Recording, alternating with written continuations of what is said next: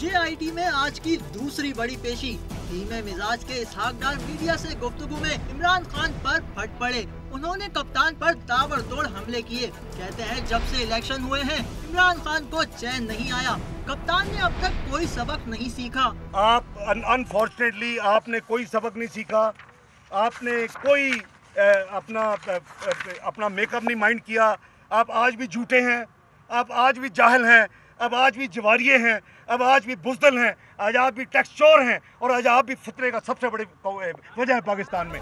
इसहाक डार का दावा था कि इमरान खान ने पाकिस्तान के नौजवानों का इखलाक तबाह कर दिया। जब उनका कोई कारोबार नहीं तो वो दूसरे अमीर तरीन रुकने पार्लियामेंट किस तरह बन गए। आज वो सेकंड रिचेस्ट पार्लियामेंटेरियन कैसे बन गया है? वो तो किसी इंडस्ट्रीज का बेटा नहीं है मियां नवाज शरीफ की तरह, जिनकी 1935 से इंडस्ट्री चल रही हो। वो तो सेकंड मुझसे भी 3 गुना ज्यादा अमीर हो गया है। वजीर खजाना इसहाक डार को JIT में मरियम नवाज को तलब करना भी अच्छा नहीं लगा। जनाब इमरान खान की कंपनी न्याजी सर्विसेज में उनकी बहनों के नाम नहीं है जिन्होंने डायरेक्टर तौर पे साइन किया। मरियम का और क्या कसूर है? उस्मा बहन ने और अलीमा बहन ने पिटीशन में कागज लगे हुए हैं। कल को अगर उस्मा बहन अलीमा बहन को यहाँ बुलाया जाता तो मुझे बुरा लगेगा।